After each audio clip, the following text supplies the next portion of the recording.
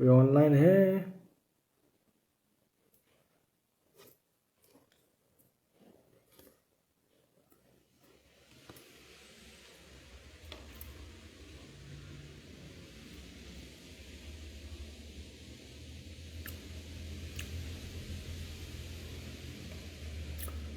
और लोग ज्वाइन कीजिए, और लोग ज्वाइन कीजिए।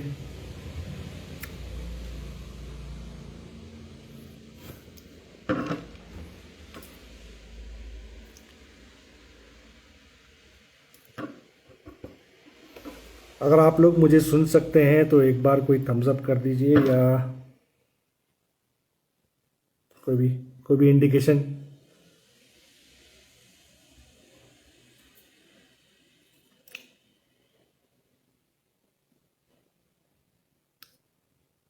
हंसराज जी प्रणाम।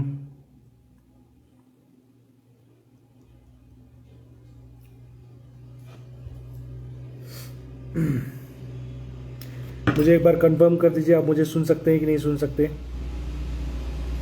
खुशबू Shah ji, thank you so much. Thank you Nisha. चलिए कुछ लोग और वेट करते हैं, कुछ लोग और ज्वाइन कर लें।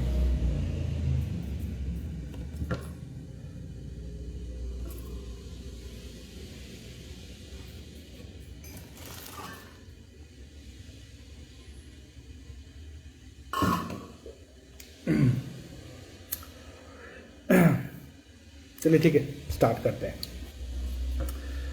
आज का मेरा टॉपिक है, सबसे पहले नमस्कार सबको। होप करूँगा आप सब लोग को सब कोई बढ़िया हो जी। और आज का हमारा टॉपिक है मैरिज कॉम्पैटिबिलिटी। मतलब चार्ट में क्या चीज़ देखना चाहिए मैरिज कॉम्पैटिबिलिटी के लिए, अपार्ट फ्रॉम गुण मिलान वगैरह जो हुआ, जैसे भकूट हुआ, नाड़ी हुआ, ये सब तो आप देखते ही देखते हैं, और ये सब तो आपको फ्री में एप्लीकेशन, कोई भी एप्लीकेशन में मिल भी जाता है। लेकिन अपार्ट फ्रॉम गुण मिलान क्या क्या चीज़ देखना चाहिए ताकि मैरिज लाइफ अच्छा हो, कंपैटिबिलिटी चेक करने के लिए, ठीक है। तो उसी के बारे में आज बात करूंगा आपसे। तो सबसे पहला ये बताऊंगा कि जो मैंने लास्ट लाइव वीडियो में भी बताया था कि किसका शादी किसके साथ होगा, ये एक्चुअली कोई नहीं बता पाता है। किसका शादी किसके साथ होगा ये कोई नहीं बता सकता है, बाकी सब बता सकते हैं, ठीक है। और इसी के साथ स्टार्ट करूंगा आज का टॉपिक। सबसे पहला पॉइंट होगा कंपैटिबिलिटी चेक करने के लिए, मैरिज कंपैटिबिलिटी होगा पर्सनैलिटी चेक करना बहुत ज़रूरी होता है। दोनों, लड़का लड़की दोनों के लिए बहुत ज़रूरी है कि पर्सनैलिटी चेक करें। पर्सनैलिटी में बेसिकली आता है आपका बेसिक नेचर हो गया, लाइक्स एंड डिसलाइक्स हो गया दोनों का, इमोशंस हो गए, किस टाइप की इमोशंस फील करते हैं दोनों, या किस तरीके से इमोशंस शेयर करते हैं, ये भी बोल सकते हैं। प्लस लेज़ी है या हार्ड वर्किंग है, बाकी सब पर्सनैलिटी जो भी है वो दोनों के चार्ट से देखने के बाद बात बता सकते हैं। और ये देखना बहुत ज़रूरी है ताकि लड़का लड़की शादी से पहले ये जान सके कि दोनों का पर्सनैलिटी कैसा है, उसके बाद वो डिसाइड कर पाएंगे कि उन दोनों को साथ में रहना है या नहीं रहना है, ठीक है। कनेक्शन स्लो हो रहा है, चलिए ठीक है, कंटिन्यू करते हैं, ठीक है। तो फर्स्ट होगा पर्सनैलिटी, जो हेल्प करता है डिसाइड करने में कि मैरिज आगे दोनों के लिए कैसा रहेगा, ठीक है। सेकेंड पॉइंटर है views with regard to family orientation है कि नहीं, लड़का या लड़की दोनों फैमिली ओरिएंटेड पर्सन है कि नहीं है, ये देखना क्यों जरूरी है। क्यों, देखिए शादी मतलब क्या होता है, शादी होता है एक इंस्टीट्यूशन, शादी के इंस्टीट्यूशन है जहाँ पे लड़का या लड़की साथ में आते हैं ताकि वो अपना खुद का फैमिली स्टार्ट कर सके, प्रोक्रिएट कर सके, बच्चे पैदा कर सके और उनका लाइफ आगे बढ़ता जाए, ठीक है। शादी एक इंस्टीट्यूशन है। और मैरिज का मतलब हो गया फैमिली, अपना खुद का फैमिली स्टार्ट कर रहा है। तो इसीलिए ये देखना बहुत ज़रूरी है कि लड़का या लड़की दोनों में फैमिली ओरिएंटेशन है कि नहीं, ठीक है, ताकि आगे जाके पता चल पाए कि, मान लीजिए एक एग्जांपल देता हूँ आपको कि लड़की फैमिली ओरिएंटेड है, उनके लिए फैमिली बहुत इंपॉर्टेंस रखता है, लेकिन लड़का हो थोड़ा फ्रीडम, उनको फ्रीडम चाहिए, फैमिली उतना वैल्यू नहीं रखता है। तो ये चीज़ दो इनकम्पैटिबिलिटी हो जाता है, ये चीज़ अगर फैमिली लाइफ में थोड़ा सा दिक्कत पैदा करता है। तो फैमिली ओरिएंटेशन होना दोनों के लिए बहुत ज़रूरी होता है। और ये अगर चार्ट से देखने के बाद बता सकता है कि हाँ, लड़का या लड़की दोनों फैमिली ओरिएंटेड है कि नहीं, लड़का लड़की को अपने वाइफ को फैमिली मानेगा कि नहीं मानेगा आफ्टर मैरिज, लड़की हस्बैंड को अपना फैमिली मानेगी कि नहीं मानेगी आफ्टर मैरिज। तो फैमिली ओरिएंटेड होना दोनों का बहुत ज़रूरी होता है। इसीलिए आप बोल सकते हैं कि फैमिली ओरिएंटेशन देखना दोनों के लिए, ये मैरिज कंपैटिबिलिटी के लिए बहुत इंपॉर्टेंट चीज़ होता है। ठीक है। और नेक्स्ट पॉइंट है चिल्ड्रन। अगेन दोनों के चार्ट में शादी से पहले देखना बहुत ज़रूरी होता है कि चिल्ड्रन का सुख है कि नहीं, बच्चों का सुख दोनों के चार्ट में है कि नहीं। बच्चे इसलिए ज़रूरी है क्योंकि बच्चे एक बॉन्डिंग बोल सकते हैं या एक एजेंट की तरह काम करते हैं जो फैमिली हस्बैंड एंड वाइफ के बीच में और प्यार बढ़ाता है, लाइफ में हैप्पीनेस बढ़ाता है। इसीलिए लड़का या लड़की शादी होने से पहले देखना बहुत ज़रूरी होता है कि उनके लाइफ में चिल्ड्रन का सुख कैसा है। अगर मान लीजिए लड़की के लाइफ में चिल्ड्रन का सुख नहीं है या लड़के के लाइफ में चिल्ड्रन सुख नहीं है और उनका मैरिज फिर उसके बाद फिर भी वो शादी करते हैं, तो उनके लाइफ में थोड़ा सा दिक्कत आता ही आता है, क्योंकि बच्चे हैप्पीनेस लेके आते हैं। ठीक है। और ये चिल्ड्रन में एक और चीज़ पॉइंट देखना बहुत ज़रूरी होता है कि मान लीजिए चिल्ड्रन हो भी गया, लेकिन चिल्ड्रन के साथ रिलेशनशिप कैसा है, दोनों का, हस्बैंड या वाइफ का, दोनों का चिल्ड्रन के साथ रिलेशनशिप कैसा है। तो ये भी मैटर करता है कि आगे का मैरिज लाइफ कैसे जाएगा। क्योंकि मान लीजिए शादी हो गया, हस्बैंड वाइफ है, बच्चों के साथ रिलेशनशिप अच्छा नहीं है, फादर का या मदर का, दोनों का, तो ये बच्चों के साथ रिलेशनशिप कैसा है ये इफेक्ट करेगा मैरिज लाइफ पे। तो बच्चों के साथ रिलेशनशिप ये भी देखना बहुत ज़रूरी होता है बिफोर मैरिज, लड़का का लड़की दोनों का। ठीक है। काफ़ी गर्मी है आज। चिल्ड्रन के बाद बोल सकते हैं सबसे इंपॉर्टेंट चीज़ वो है फाइनेंस एंड वेल्थ। ठीक है।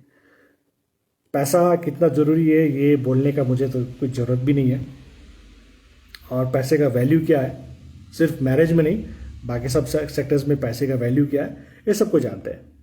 ठीक है। और पैसा इसलिए ज़रूरी है क्योंकि पैसा ही है जो थोड़ा सा लाइफ में बोल सकते हैं थोड़ा स्टेबिलिटी लेके आता है, सिक्योर करता है फ्यूचर को। ठीक है। और मैरिज के बाद अगर मान लीजिए पैसे का दिक्कत होता है तो मैरिज लाइफ में क्या असर पड़ता है ये सब कुछ जानते ही हैं। इसीलिए चार्ट में देखना बहुत ज़रूरी होता है, लड़का या लड़की दोनों के चार्ट में, कि मैरिज उनके लाइफ में क्या लेके आएगा, क्या वेल्थ का ग्रोथ होगा या मैरिज के बाद वेल्थ में डी ग्रोथ आएगा। ठीक है। आगे का फ्यूचर लाइफ सिक्योर रहेगा कि नहीं, फाइनेंशियल पॉइंट ऑफ व्यू से आगे का लाइफ फ्यूचर होगा कि नहीं होगा ये भी देखना बहुत ज़रूरी होता है। लड़की खर्चीलू है कि नहीं है, सेविंग्स करने वाली है, लड़का खर्चीलू है कि नहीं है, सेविंग करने वाला है, ये चीज़ देखना बहुत ज़रूरी है, ताकि क्योंकि आगे फ्यूचर का लाइफ वेल्थ के ऊपर बहुत डिपेंड करता है। ठीक है। और वेल्थ का इंपॉर्टेंस बहुत ज़्यादा है, सिर्फ मैरिज के लिए नहीं, बाकी सब सेक्टर्स में। तो वेल्थ देखना भी बहुत ज़रूरी है बिफोर मैरिज, ताकि आगे का लाइफ सिक्योर रहे, फ्यूचर भी सिक्योर रहे, प्लस चिल्ड्रन के लिए भी ये सिक्योरिटी देता है। उसके साथ साथ बोल सकते हैं आपका रिलीजन एंड स्पिरिचुअल बिलीफ्स, दोनों हस्बैंड एंड वाइफ दोनों का रिलीजियस एंड स्पिरिचुअल बिलीफ भी बहुत मैटर करता है मैरिज में। मैरिज से पहले ही लड़का लड़की को एक दूसरे के रिलीजियस बिलीफ्स के बारे में पूरा पता होना चाहिए। ठीक है। मैं एक एग्जांपल से समझाता हूँ क्यों ज़रूरी है। मान लीजिए वाइफ है मॉडरेटली रिलीजियस, ठीक है, और हस्बैंड जो है वो बहुत स्ट्रिक्टली रिजिड रिलीजियस पर्सन है। तो ये दोनों के रिलीजियस व्यूज़ में थोड़ा सा डिफरेंस होने के कारण क्या होता है कि जो हस्बैंड है जो बहुत स्ट्रिक्ट रिलीजियस पर्सन है वो अपना रिलीजन या अपना स्पिरिचुअल बिलीफ्स अपने वाइफ के ऊपर थोपेगा, प्रेशर देगा। ठीक है। तो इससे क्या होता है ना, मैरिज लाइफ में थोड़ा सा दिक्कत आता है। ठीक है। अगर दोनों मॉडरेटली रिलीजियस है या दोनों का religious point of view same है, रिलीजियस बिलीफ सेम है, तो उससे कोई दिक्कत नहीं है। लेकिन जहाँ पे difference of religious views, spiritual views आए, वहाँ पे मैरिज लाइफ में दिक्कत आएगा। क्योंकि जो कपल या वाइफ बोले या हस्बैंड बोले जो ज़्यादा स्ट्रिक्टली रिलीजियस पर्सन है वो अपने दूसरे पार्टनर के ऊपर में अपना रिलीजियस बिलीफ थोपेगा ही थोपेगा। ये मैरिज लाइफ में दिक्कत लेके आता है। तो religious orientation, spiritual orientation before marriage check करना बहुत ज़रूरी है, और लड़का और लड़की एक दूसरे के रिलीजियस बिलीव्स के बारे में जानना भी ज़रूरी है, ताकि आगे लाइफ में आने वाले लाइफ कैसा रहेगा, ठीक है, वो जान के उनको डिसाइड करने में हेल्प करेगा ये चीज़। रिलीजियस ओरिएंटेशन होना, मतलब क्लियर कर लेना, ये बहुत ज़रूरी होता है, ठीक है। और जनरली बहुत ज़्यादा रिलीजियस होना भी एक्चुअली मैरिड लाइफ के लिए थोड़ा दिक्कत पैदा करता ही करता है। ये क्यों पैदा करता है? क्योंकि मैरिज में जनरली एक अंडरस्टैंडिंग, एक लव इमोशंस की ज़रूरत पड़ती है। जहाँ पे बहुत ज़्यादा रिलीजियस थोपा जाएगा, स्ट्रिक्ट हो जाएगा, तो वहाँ पे थोड़ा सा दिक्कत पैदा करता ही करता है, ठीक है। तो रिलीजियस एंड स्पिरिचुअल बिलीफ भी क्लियर कर लेना बिफोर मैरिज वो बहुत ज़रूरी होता है। चार्ट से देखा जा सकता है कि किसका कितना रिलीजियस ओरिएंटेशन है, ठीक है। उसके बाद बोल सकते हैं कि एक और बहुत इंपॉर्टेंट पार्ट है, इंपॉर्टेंट टॉपिक है, इंपॉर्टेंट पॉइंटर है, वो है डिवीजन ऑफ लेबर। अब ये डिवीजन ऑफ लेबर क्या होता है, मैं एक एग्जांपल से समझाता हूँ। एक कार है, गाड़ी है, उसके 4 चक्के होते हैं, ठीक है, राइट, 4 टायर्स होते हैं।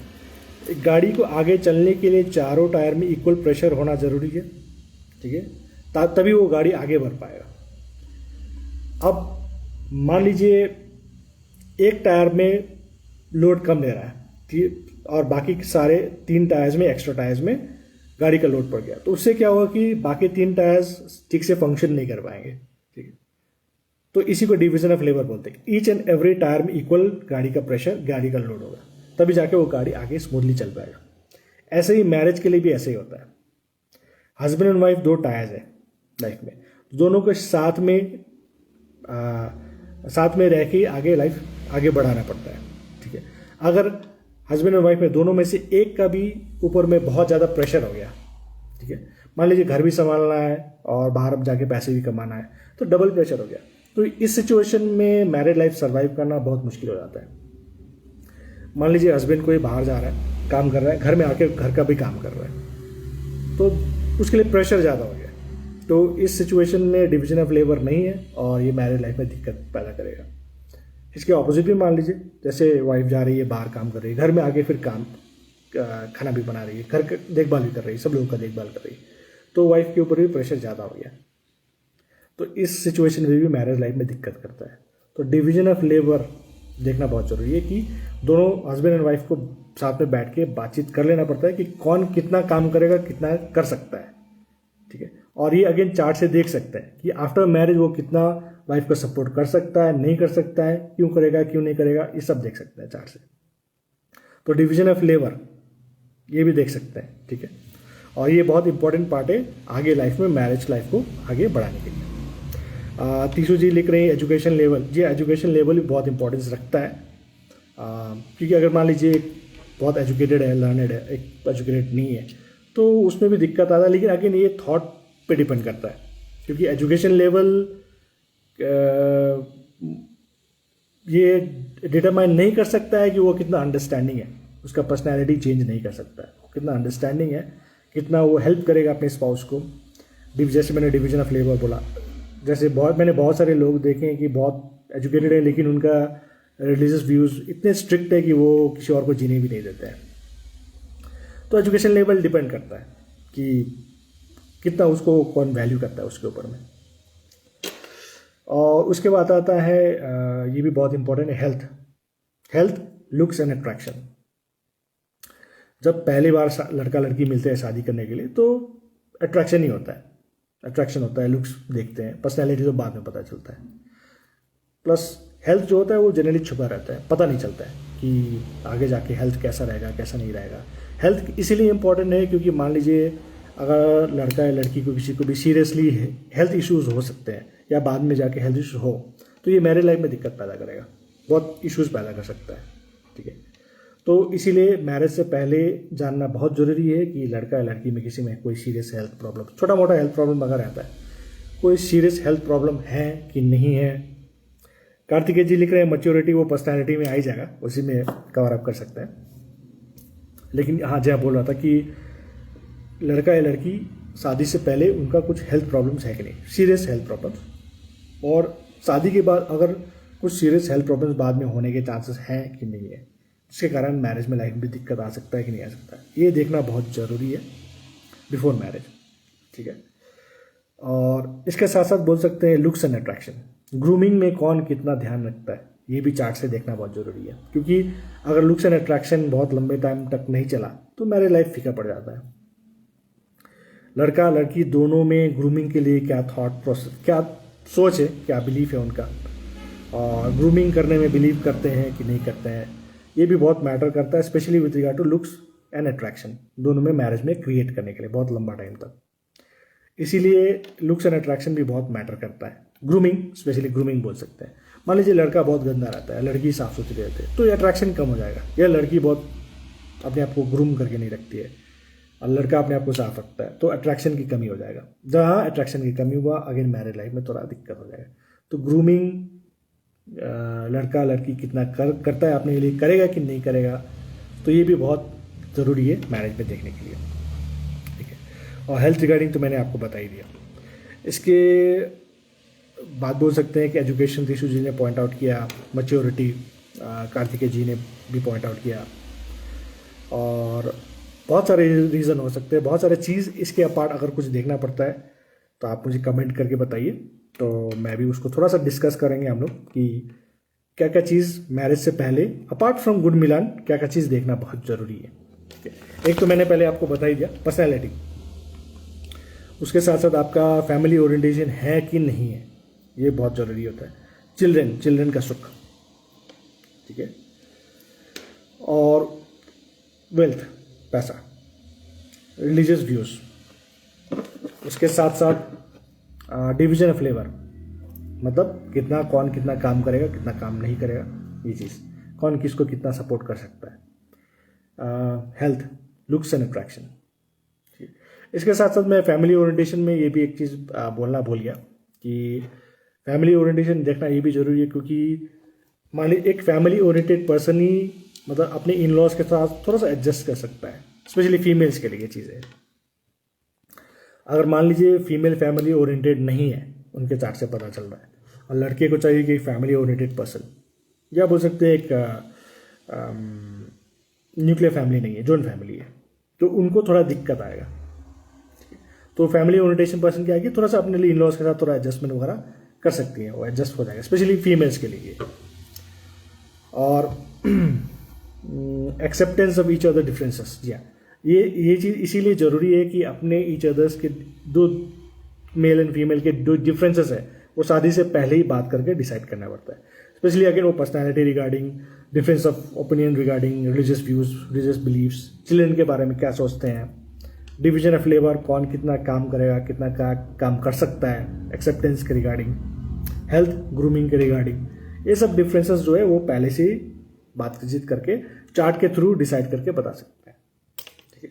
और ये बहुत ज़रूरी है अपार्ट फ्रॉम गुड मिलान, ताकि आगे फ्यूचर में जाके सडनली ऐसा कुछ पता ना चले कि नहीं मैरिज के बारे में ऐसा सोचा था लेकिन ये आदमी तो ऐसा निकला, या ये लड़की तो ऐसी निकली, तो प्रॉब्लम्स हो जाते हैं। थैंक यू नेमे जी, आपका बहुत बहुत धन्यवाद। इसके अपार्ट अगर कुछ आपको लगता है कि क्या क्या चीज़ देखना बहुत ज़रूरी है मैरिज के रिगार्डिंग, और वो चार्ट में देखना बहुत ज़रूरी भी होता है, आप मुझे ज़रूर कमेंट करके बताइए।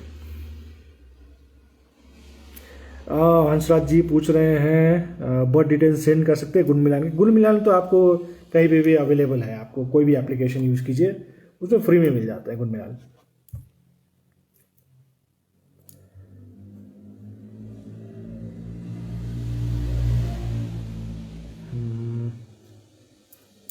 और मैरिज कॉम्पैटिबिलिटी, किसी को और कुछ क्वेश्चन पूछना है आप पूछ सकते हैं।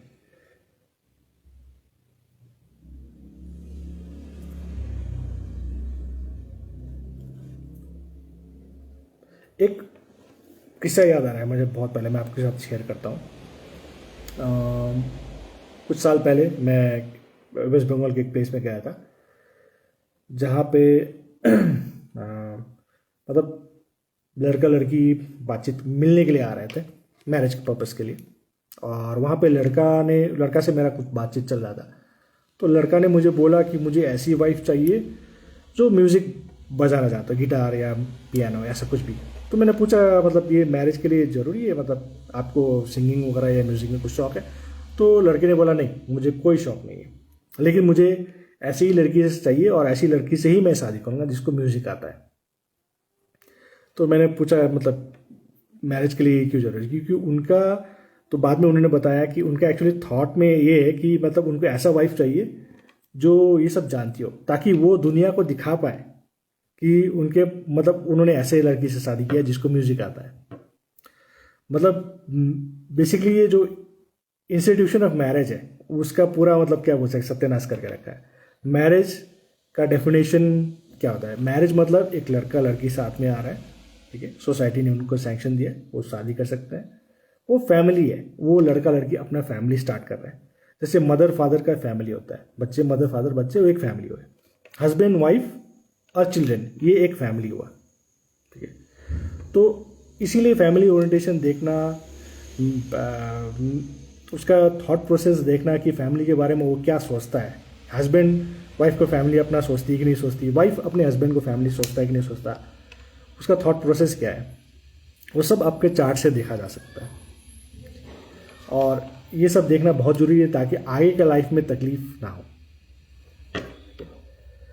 डिवोर्स हो गया, जिगर जी ने पूछा डिवोर्स होगा या रीयूनियन कैसे देख सकते हैं अगर सेपरेशन हुआ तो? देखिए चार्ट के बारे में मैं एक चीज़ बता दूँ, कुंडली में क्या होता है कि आप सेपरेशन योगा देख सकते हैं, ठीक है। सेपरेशन मतलब हस्बैंड वाइफ थोड़ा सा अपने आप से सेपरेट कर जाना, अलग रहना, लेकिन वो डिवोर्स लेंगे कि नहीं, फॉर्मल डिवोर्स लेंगे कि नहीं, वो उनका चॉइस में होता है। सेपरेशन तो एक ऑलमोस्ट लाइक डिवोर्स होता ही है, ठीक है। और अगर 7th लॉर्ड का कनेक्शन 12th लॉर्ड के साथ प्लस 6th लॉर्ड के साथ या 8th लॉर्ड के साथ सिर्फ एक कनेक्शन हो से 7 का 6th या 7 की 8th एक वाला कनेक्शन से नहीं होता, 2 कनेक्शन चाहिए। 7th का स्पेशली 12th के साथ कोई कनेक्शन हो, 7th लॉर्ड इन 12th, 12th लॉर्ड इन 7th, या ऐसा कोई भी नक्षत्र वाइज भी कोई कनेक्शन हो, तो सेपरेशन होने के पूरे चांसेस होते हैं, ठीक है। अब परमानेंटली सेपरेशन होना या नहीं होना वो उन दोनों के चॉइस के ऊपर पे है, उनका फ्रीडम है, फ्री विल है। टेम्प्रोरी सेपरेशन होता है, जैसे आर्मी लोग हो गए, मिलिट्री हो गए, जो नेवी में काम करते हैं, उनका टेम्प्रोरी जो वर्क के लिए तो अब्रॉड जाते हैं, तो वो टेम्प्रोरी सेपरेशन है, ठीक है। टेम्प्रोरी सेपरेशन में क्या होता है कि उनका 7th लॉर्ड का 12th के साथ कनेक्शन होता है, लेकिन वो नेगेटिवली प्लेस्ड नहीं होते, अच्छे पोजीशन होते हैं उनके चार्ट में, ठीक है। 6th के साथ कनेक्शन नहीं होता, 8th के साथ कनेक्शन नहीं होता, सिर्फ 12th के साथ कनेक्शन होता है, लेकिन वो 12th में पॉजिटेड नहीं होता है, 7th लॉर्ड 12th में पॉजिटेड नहीं होता है, तो टेम्प्रोरी होता है। जैसे मान लीजिए 7th लॉर्ड इन नक्षत्र ऑफ 12th लॉर्ड, बट वो बैठ गया मान लीजिए 9th हाउस में या 5th हाउस में बैठ गया कहीं पे, या केंद्र में कहीं भी बैठ गया, तो ये बोल सकते हैं कि उसका पोजीशन अच्छा है, लेकिन उसके साथ कनेक्शन है बोल के थोड़ा सा सेपरेशन होगा बिकॉज ऑफ वर्क या कोई भी रीज़न बोल सकते हैं, ठीक है। तो जिगर जी हो सकता है मैंने आपको एक्सप्लेन कर दिया हो कि सेपरेशन और डिवोर्स में थोड़ा सा डिफरेंस रहता है।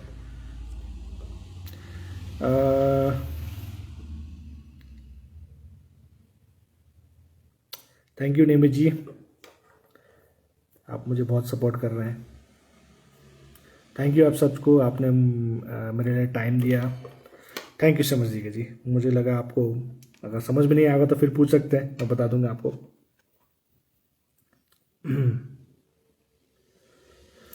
आज थोड़ा इंटरनेट भी बहुत स्लो लग रहा है, यहाँ पे अब हेवी बारिश हो रहा है।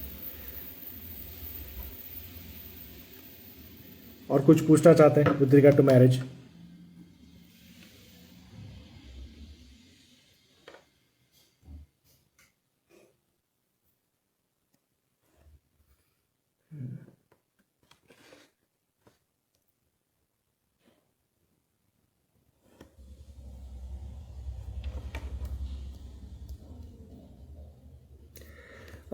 एस्ट्रो एडवाइज़र चंद्रशेखर नेमेजी बोल रहे हैं कि वैवाहिक पत्रिका मिलान बड़ा कठिन विषय होता है। जी हाँ, ये क्योंकि वैवाहिक जीवन का मिलान करना इसलिए कठिन होता है क्योंकि टाइम बहुत लगता है।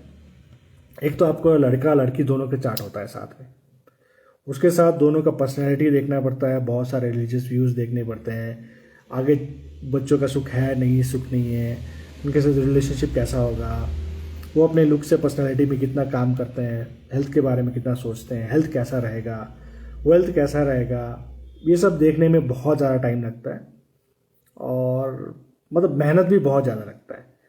और सिर्फ पर्सनालिटी डिकोड करने में ही एक के पर्सनालिटी करे 1 घंटा लग जाता है, उससे ज़्यादा भी लगता है, क्योंकि एक इंडिविजुअल का पर्सनालिटी ऐसे सीधा नहीं होता है। एक ही चीज़ में, एक ही पर्सन में 2 विरोधाभास या 2 अपोजिट काइंड ऑफ पर्सनालिटी मिल सकता है आपको। तो इसीलिए उसको डिसाइड करने में, उसको डिकोड करने में बहुत ज़्यादा टाइम लगता है। और ये एक्चुअली जितना भी टाइम लगे या जितना भी मेहनत लगे, ये एक्चुअली करना ही चाहिए, ठीक है। सिर्फ गुण मिलान करके मैरिज नहीं करना चाहिए। पर्सनैलिटी एनालिसिस, बाकी सब चीज़ों के पॉइंटर्स को एनालिसिस करना बहुत ज़रूरी होता है, ठीक है। और वो डिसाइड करने के बाद ही आगे डिसाइड करना चाहिए कि मैरिज करना है कि नहीं करना है। वो दूसरे पर्सन के साथ मैं रह पाऊँगा कि नहीं रह पाऊँगा, रह पाऊँगी कि नहीं रह पाऊँगी, वो डिसाइड करने में बहुत हेल्प करता है। रूचा जी पूछ रहे हैं 7th लॉर्ड इन राहु केतु नक्षत्र, एक्सप्लेन। हाँ, ये मैंने एक्चुअली पोस्ट पेंडिंग कर दिया, एक रीज़न से मैंने एक्चुअली पेंडिंग कर दिया, मैं आप सबको बताता हूँ। मैं नोटिस कर रहा हूँ कि जो भी पोस्ट मैं करता हूँ, मैं अपने खुद के ऑब्जर्वेशन एंड खुद के रिसर्च पे बेस्ड में ज़्यादातर पोस्ट करता हूँ। और मैंने नोटिस किया है कुछ लोग क्या करते हैं, वो मेरे पोस्ट जो है ना, वो कॉपी करके थोड़ा सा ट्वीक करके अपने पोस्ट बनाते हैं। ऐसे मैंने बहुत लोगों को ब्लॉक भी किया है। इसीलिए मैं कुछ पार्ट ना अपने पोस्ट में थोड़ा सा इन्फॉर्मेशन छुपा कर रखता हूँ, ताकि नॉलेज जितना जी इन्फॉर्मेशन जरूरत है उतना तो मैं शेयर करता हूँ, लेकिन उसका डीप नॉलेज मैं शेयर नहीं करता। राहु केतु के बारे में बहुत सिंपल है, मैं आपको आज बता देता हूँ। राहु केतु क्या चीज़ कर, किसका रिजल्ट देते हैं? राहु केतु अपने डिस्पोजिटर का रिजल्ट देते हैं, ठीक है। इसीलिए राहु केतु के लिए देखना है कि अगर मान लीजिए 7th लॉर्ड राहु केतु के नक्षत्र में है, तो आपको पर्सनैलिटी जानना है, स्पाउस का पर्सनैलिटी के बारे में। तो राहु केतु का डिस्पोजिटर चेक कीजिए, राहु केतु के ऊपर में कौन सा प्लैनेट एस्पेक्ट कर रहा है, उनके साथ कौन सा कंजंक्ट कर रहा है, वो कहाँ के लॉर्डशिप है, वो सारा चीज़ ब्लेंड करना पड़ता है। तो राहु केतु के लिए थोड़ा सा टाइम लगता है, थोड़ा सा एफर्ट ज़्यादा लगता है। इसीलिए मैंने ये पॉइंट भी नहीं किया, क्योंकि कॉपी भी बहुत लोग कर रहे हैं, इसलिए मैंने इसको ये इन्फॉर्मेशन छुपा कर रखा है। इन्फॉर्मेशन एक्चुअली छुपा के क्या रखना है, एक्चुअली सबको पता है कि राहु केतु अपने डिस्पोजिटर रिजल्ट देते हैं। जो प्लैनेट उनको एस्पेक्ट कर रहा है या जो प्लैनेट उनसे कंजंक्ट है, ये सब मिक्स करके आपको एक मतलब बोल सकते हैं उनको खिचड़ी बना के निकालना पड़ता है रिजल्ट कि वो क्या एक्चुअली क्या देगा, ठीक है। तो रुचा जी, होप करता हूँ आपको आपका क्वेश्चन का आंसर मिल गया हो। और कुछ पूछना चाहेंगे तो जरूर पूछिए। Priya Chalwani, Saturn Rahu in 7th house. Saturn Rahu in 7th house, marriage recommendation or not? Definitely recommended है मैरिज। Saturn राहु क्या प्रॉब्लम है? हाँ, दोनों नेचुरल मैलेफिक है, ये डेफिनेट है, लेकिन Saturn राहु का रिजल्ट क्या होता है? इसको सापित योग भी कहते हैं। सापित योग क्यों कहते हैं? क्योंकि देखिए, Saturn राहु का एक चीज़ ये है कि Saturn राहु जहाँ पे भी बैठेंगे, वो हाउस के जो भी मतलब लिविंग सिग्निफिकेशन है, मतलब रिलेटिव्स है 7th हाउस में, तो स्पाउस वो थोड़े से ना ऑर्थोडॉक्स हो जाते हैं या थोड़े से पुराने ख्यालात वाले होते हैं। तो बस वही चीज़ बोल सकता हूँ कि आपके जो स्पाउस होंगे वो थोड़े पुराने ख्यालात वाले, थोड़े ऑर्थोडॉक्स हो सकते हैं। लेकिन ये मैरिज लाइफ में दिक्कत पैदा करेगा, ये जरूरी नहीं है। अगेन, अगर सैटर्न या राहु का कुछ कनेक्शन 12 से या 6 से हो, 8th से बहुत ज़्यादा प्रॉब्लम क्रिएट नहीं करता in marriage. Specially 6th and 12th का कनेक्शन 7th हाउस से हो या 7th लॉर्ड से हो, डायरेक्टली या इनडायरेक्टली, तो अब मैरिज थोड़ा दिक्कत करता है, ठीक है। Affliction of Venus, specially affliction of Venus, affliction of Libra राशि, ये भी मैरिज लाइफ में थोड़ा सा दिक्कत पैदा करता है। आज थोड़ा इंटरनेट स्लो है, बीच बीच में थोड़ा सा पॉपअप भी आ रहा है कि इंटरनेट थोड़ा स्लो है। मैंने नेट चेक भी किया था, चलिए कोई इशू नहीं। अब करूँगा कि आपको सारे इन्फॉर्मेशन टाइम पे मिल ही रहे। प्रिया चालवानी जी, थैंक यू सो मच। आप लोगों को और कुछ पूछना है, आप पूछ सकते हैं।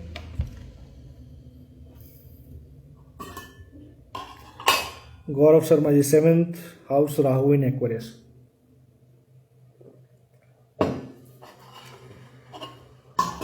कुंभ राशि 7th हाउस में राहु।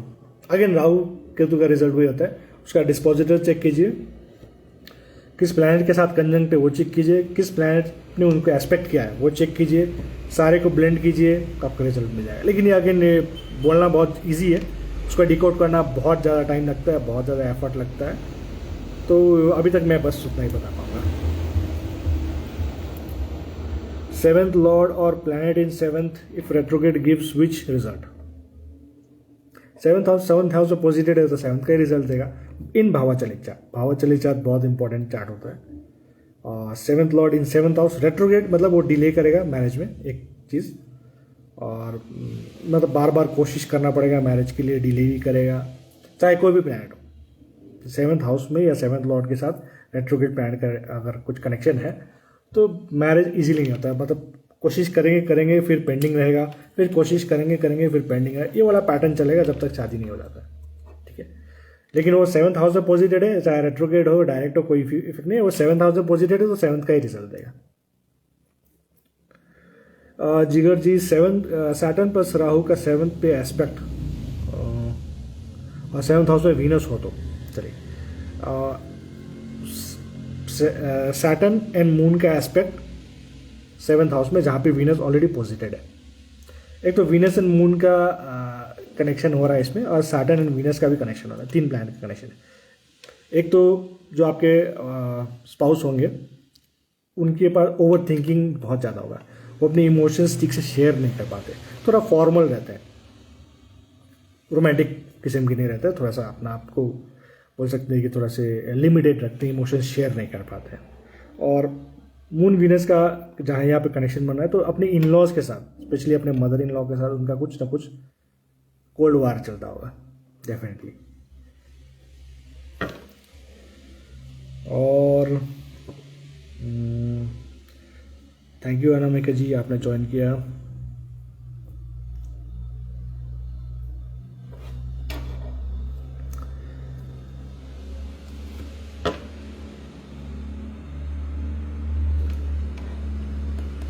मैं थोड़ी देर और रहता हूँ। मैं होप करूँगा आप कुछ प्लीज़ मुझे बता दीजिए जो मेरा टॉपिक था आज का, शायद ये मैंने टॉपिक पूरा क्लियर कर दिया है। इसके बाद ये टॉपिक के बारे में और कुछ पूछना है आपको तो पूछ सकते हैं। Aspect of Jupiter in saver even if connected to seventh house और सेवन्थ लॉर्ड। हाँ, जुपिटर सेव डेफिनेटली करता ही है, ठीक है, लेकिन ये 100% सेव करेगा इसका कोई गारंटी नहीं है। मान लीजिए अगर जुपिटर 12th लॉर्ड हो गया, पर एज लग गया, ठीक है, 12th लॉर्ड हो गया जाके 7th में बैठ गया, तो जुपिटर सेव करता ही है, ठीक है, लेकिन वो सेपरेशन भी देगा, being 12th Lord connected with 7th house, 7th Lord, ठीक है। अगर जुपिटर 12th लॉर्ड होकर 7th लॉर्ड 7th हाउस से कनेक्शन बना रहा है तो सेपरेशन भी देगा। हाँ, सेपरेशन कर देने में बहुत टाइम लगा देगा, ठीक है, और जब भी सेपरेशन देगा वो इजी सेपरेशन देगा, तो ये बोल सकते हैं। लेकिन जरूरी नहीं है कि वो आपको प्रोटेक्ट करेगा ही एवरी टाइम, नहीं, ऐसा जरूरी नहीं है, क्योंकि वो जो लॉर्डशिप जो हाउसेस वो ऑन करता है, जो राशि वो ऑन करता है, उसका रिजल्ट भी वो देगा ही देगा। Bhupen, thank you so much for being online.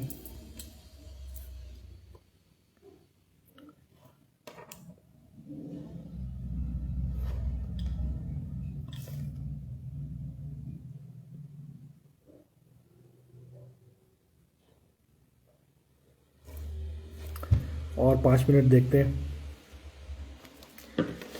आज के टॉपिक के बारे में फिर मैं थोड़ा सा आपको बता देता हूँ इन शॉर्ट, ठीक है।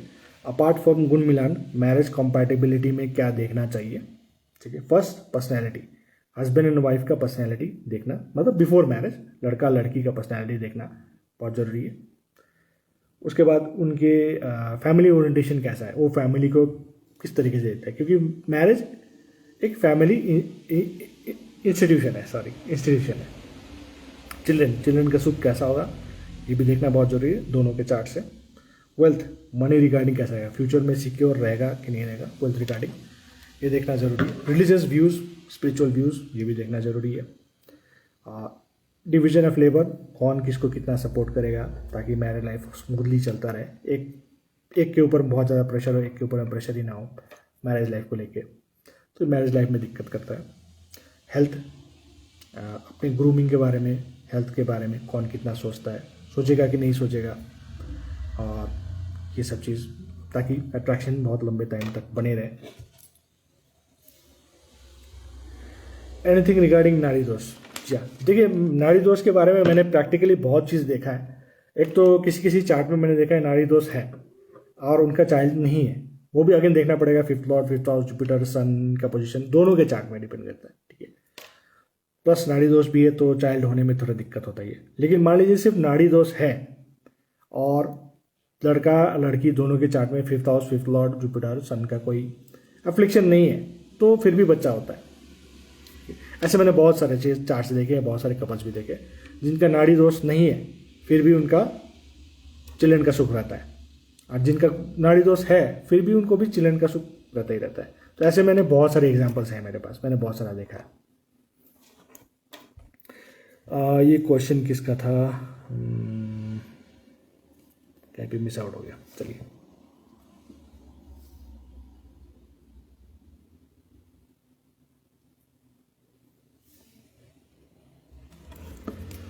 और कुछ पूछना चाहते हैं with regard to marriage, marriage compatibility?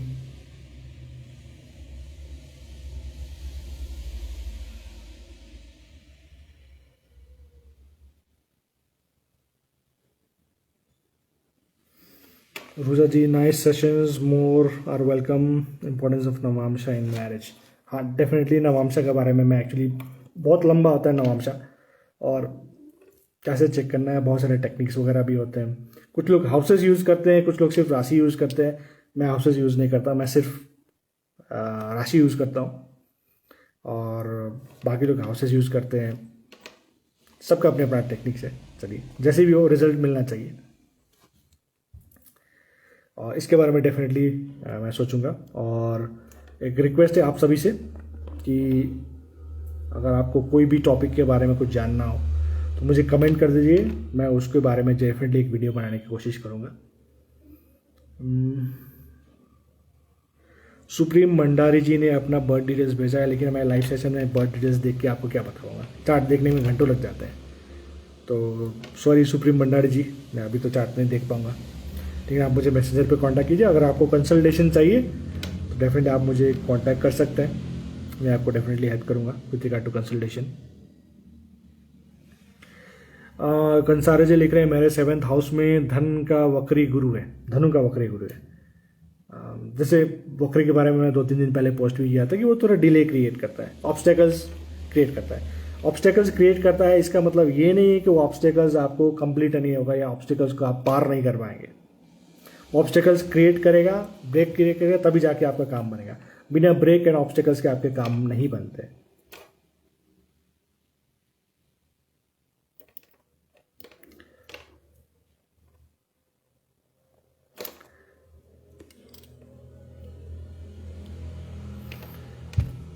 किसी और को और कुछ पूछना है आप पूछ लीजिए। मैं ये जो वीडियो लाइव सेशन वाला वीडियो है मैं इसको डाउनलोड करके यूट्यूब में भी डालूंगा। मेरा चैनल है वैदिक एस्ट्रो मिरर नाम से ही है, और आप फॉलो कर लीजिएगा मेरे यूट्यूब चैनल को भी। और मैं एवरी वीक कोशिश करूँगा कि मैं लाइव आऊँ, आप लोगों को नए नए टॉपिक्स के बारे में कुछ बताऊँ जो बुक्स में अवेलेबल हैं, जो आपको इजीली अवेलेबल हैं कहीं भी पोस्ट में, फेसबुक में, यूट्यूब में। उस टॉपिक में मैं कोशिश करूँगा कि उस टॉपिक में मैं ज़्यादा बातचीत नहीं करूँ। ऐसे टॉपिक में बातचीत करूँ जो generally which are less talked in the realm of astrology, in the field of astrology. मैं कोशिश करूँगा उस टॉपिक में थोड़ा सा ज़्यादा बात करूँ। तो शायद इतना ही हो सकता है आज के लिए। फिर अगर परमात्मा ने चाहा तो डेफिनेटली आपको नेक्स्ट वीक फिर से आऊँगा एक नए टॉपिक को लेके। मैं सोच रहा हूँ नेक्स्ट वीक के लिए कुछ टॉपिक भी मैंने सोच के रखा है, 2-3 टॉपिक्स को लेके, जो सबसे मुझे इंटरेस्टिंग लगेगा मैं आपके साथ वो डेफिनेटली शेयर करूँगा। तिशु जी ने फिर क्वेश्चन पूछा है 7th लॉर्ड कंबस्ट या एक्सॉल्टेड। कंबस्ट के बारे में बताऊँ, जैसे कंबस्ट तो सिर्फ सन ही करता है कंबस्ट, तो पहले देखना पड़ेगा कि डीप कंबस्ट है कि डीप कंबस्ट नहीं है। डीप कंबस्ट देखने के लिए आपको अगेन D9 जाना पड़ेगा। सन और 7th लॉर्ड में अगर 3 हाउसेस के डिफरेंसेस होते हैं इन D9 तो वो डीप कंबस्ट नहीं है। अगर 3 हाउसेस में डिफरेंस है, मान लीजिए D9 में एरीज में चला गया सन, 7th लॉर्ड मान लीजिए कोई भी प्लैनेट है और वो जेमिनी से आगे चला गया, या बोल सकते हैं कुंभ से ज़्यादा पीछे ही है, तो वो डीप कंबस्ट नहीं है, तो उसका इम्पैक्ट पड़ेगा लेकिन बहुत ज़्यादा इम्पैक्ट नहीं पड़ेगा। लेकिन अगर D9 में अगर सन और वो 7th लॉर्ड 3 हाउसेस के बीच में ही है तो बहुत ज़्यादा उसको बोलेंगे डीप कंबस्ट।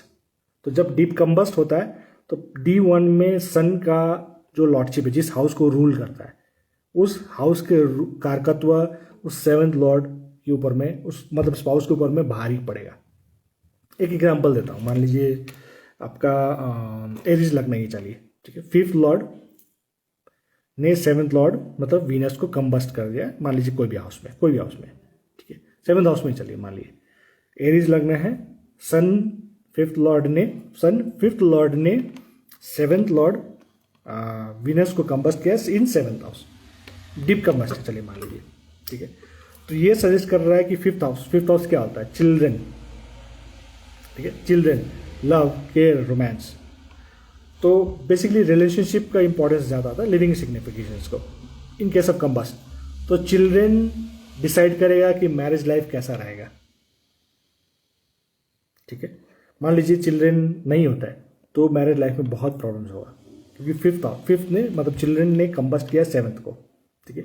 तो स्पाउस के लिए चिल्ड्रन बहुत इंपॉर्टेंट रोल प्ले करेगा आगे लाइफ में। अब मैरिज लाइफ कैसा रहेगा, उसका क्वालिटी कैसा रहेगा, वो चिल्ड्रन के ऊपर में डिपेंड रहेगा। तो इस तरीके से देखना है। मान लीजिए 4th लॉर्ड ने कंबस्ट किया 7th लॉर्ड को, तो मदर का इम्पैक्ट बहुत ज़्यादा रहेगा स्पाउस के ऊपर में, मैरिज के ऊपर में। 8th ने कंबस्ट किया है मान लीजिए 7th लॉर्ड को, वो भी डीप कंबस्ट, तो इन लॉज का इंपॉर्टेंस बहुत ज़्यादा रहेगा इन केस ऑफ मैरिज। इस तरीके से देखना पड़ता है। और एक्सॉल्टेड में मतलब बोल सकते हैं कि एक्सॉल्टेड भी अगेन उसके रिगार्डिंग भी बहुत सारे बोलते हैं कि एक्सॉल्टेड बहुत अच्छा होता है। जरूरी नहीं है एक्सॉल्टेड अच्छा रिजल्ट दे रहा हो, वो डिपेंड करता है कि आपके चार्ट में एक प्लैनेट क्या एनर्जी लेके बैठा है। और लेकिन जनरली एक्सॉल्टेड अच्छा ही होता है, इन जनरल बोलते हैं। लेकिन चार्ट में एनर्जी देखना बहुत ज़रूरी है। मान लीजिए एक्सॉल्टेड प्लैनेट बैठा है, लेकिन उसका अगर अंडरलाइंग एनर्जी कैसा है, अंदर में वो कहाँ से एनर्जी ड्रॉ कर रहा है, वो देखना बहुत जरूरी है। जैसे एक एग्जांपल देता हूँ, मान लीजिए आपका मतलब मानना क्या है, मतलब बॉडी है, बॉडी को ब्लड कहाँ से मिलता है, हार्ट से। हार्ट कमज़ोर होगा तो ब्लड भी अगेन ब्लड सर्कुलेशन कमज़ोर होगा, बाकी सारे ऑर्गन्स भी धीरे धीरे कमज़ोर हो जाएंगे, ठीक है। तो मतलब आगे से देखने में तो आदमी हेल्दी लगेगा, लेकिन अगर हार्ट कमज़ोर हो तो धीरे धीरे सब कुछ कमज़ोर हो जाता है। तो वैसे ही चार्ट में देखना पड़ता है, प्लैनेट हाउस एंड राशि वो तो आगे दिखता है आपको बॉडी की तरह, फेस की तरह, लेकिन अंदर में क्या चल रहा है, उसका ऑर्गन्स कैसे काम कर रहा है, वो एनर्जी कहाँ से ले रहा है, जहाँ से वो एनर्जी ले रहा है वो हेल्दी है कि नहीं है, ये देखना बहुत ज़रूरी होता है चार्ट में। उसको देखने में ही टाइम लगता है, और 5-10 मिनट में कोई कुछ नहीं देख सकता है। 5-10 मिनट तो हाउस एंड राशि देखने में ही चला जाता है। तो इसीलिए फुल चार्ट एनालिसिस हमेशा करना चाहिए। कभी भी एक प्लैनेट को नहीं, हाउस एंड राशि देख के कभी डिसाइड नहीं करना चाहिए। वो हाउस एंड राशि देख के सब जनरल होता है, और each and every chart different होता है, ठीक है। तो शायद मैंने बहुत ज़्यादा ही बोल दिया, इसका ज़रूरत नहीं था, उससे भी ज़्यादा बोल दिया। फिर भी अगर कुछ और क्वेश्चन पूछना चाहते हैं तो डेफिनेटली मुझसे पूछ लीजिए। थैंक यू सो मच, आप स्टार्टिंग से ही हैं online, thank you so much. शायद इतना ही होगा आज के लिए। अगर कुछ और क्वेश्चंस आप पूछना चाहते हैं, मतलब स्पेशली कुछ टॉपिक सजेस्ट करना चाहते हैं, तो रिक्वेस्ट करूँगा आप मुझे कमेंट करके या मैसेज करके भी बता सकते हैं। मैं कोशिश करूँगा उस पर कुछ इंटरेस्टिंग बातें आपको बताओ, ऐसे कुछ बातें बताओ जो जनरली दूसरे लोग बातें करते नहीं हैं, ठीक है। ऐसा नहीं बोलूँगा कि मेरा ओरिजिनल है, लेकिन हाँ बातें करते नहीं है, और मैं जनरली यही शेयर करता हूँ जो मेरा एक्सपीरियंस, खुद का एक्सपीरियंस है। किताबों में क्या लिखा है, यूट्यूब में क्या बोलते हैं, वो तो इजीली अवेलेबल है आपके पास, आप गूगल कीजिए मिल जाएगा, यूट्यूब कीजिए मिल जाएगा। लेकिन मैं जो शेयर करता हूँ वो मेरा खुद का एक्सपीरियंस होता है। और शायद इतना ही होगा। होप करूँगा आपको अच्छा लगा हो सेशन। और अगर किसी को कंसल्टेशन चाहिए तो मुझे डायरेक्टली कॉन्टैक्ट कर सकते हैं। हाँ, पेड कंसल्टेशन है, और इसलिए पेड है क्योंकि बहुत टाइम लगता है, बहुत मेहनत लगता है, और क्वालिटी पे बिलीव करता हूँ, इसीलिए पेड है। और बस इतना ही। शुभ रात्रि आप सबको, और कल तो मंडे, सबको काम में जाना है। और thank you everyone, thank you for being online, thank you so much, good night.